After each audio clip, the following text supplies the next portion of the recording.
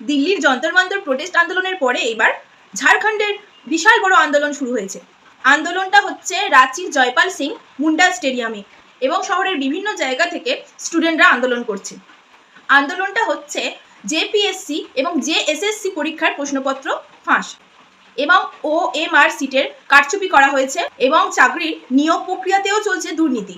স্টুডেন্টদের দাবি জেপিএসসি এবং জেএসএসসি পরীক্ষার প্রশ্নপত্র ফাঁস হয়েছে, তার জন্য পরীক্ষা যেন বাতিল করে দিয়ে আবার স্বচ্ছভাবে পরীক্ষা নেওয়া হয়, আর চাকরি নিয়োগের ক্ষেত্রে যেন দুর্নীতি বন্ধ করা হয়।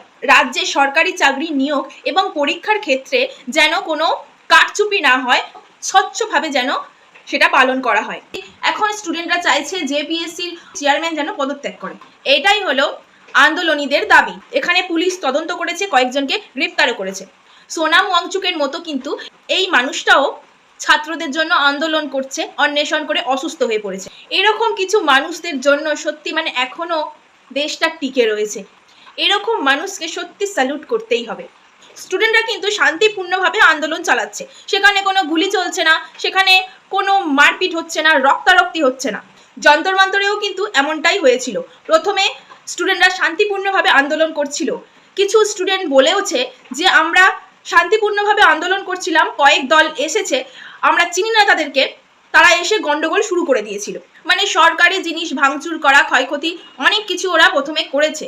এই জন্য দিল্লি পুলিশকে লাঠিচার্জ করার জন্য পারমিশন দেওয়া হয়েছিল। আর যখন লাঠিচার্জ করা হলো তারপরে তো আপনারা দেখেইছেন যে পুলিশদের কি পরিণতিটা হয়েছে। ওরা যে কোনোভাবে পুলিশকে উত্তপ্ত করার চেষ্টা করছিল। ওরা এটাই চাইছিল যেন পুলিশ গায়ে হাত তোলে, তখনই ওরা মারপিট শুরু করে দেবে। এটাই ছিল ওদের প্ল্যান। ওদের প্ল্যান মাফিক কাজ হয়েছে। আমার একটাই প্রশ্ন যে এখানে তো কোনো ককরোচ দল আসলো না, কোনো নেতা মন্ত্রীরাও আসলো না, কংগ্রেস কোথায় গেল, তারাও আসলো না। এটা নিয়ে অভিজিৎ দীপ কিছু বললো না, রাহুল গান্ধী কিছু বললো না। ওরা এই ঝাড়খণ্ডের ব্যাপারটা নিয়ে কোনো কথাই উঠছে না, এরা চুপচাপ আছে। ককরোচের নামে কিছু বললেই তো খারাপ কমেন্ট করতে ছুটে আসো ককরোচ সাপোর্টাররা। এবার দেখো দিল্লিতে যেমন আন্দোলন করলো ওখানে তো সেরকম হচ্ছে না। ওইখানে যাক, ওদের পাশে দাঁড়াক, তারপরে তো বুঝবো। যদি এতই দেশের কথা ভাবা হয় তাহলে হেল্প করো এখানে গিয়ে। আসামে বন্যা হচ্ছে, সেখানে এগিয়ে যাও, হেল্প করো, সেখানে মানুষের পাশে দাঁড়াও। শুধু নজর আছে নরেন্দ্র মোদীর চেয়ারের দিকে। ওদের উদ্দেশ্য ওটাই, নরেন্দ্র মোদীর চেয়ারকে কিভাবে নাড়ানো যায়।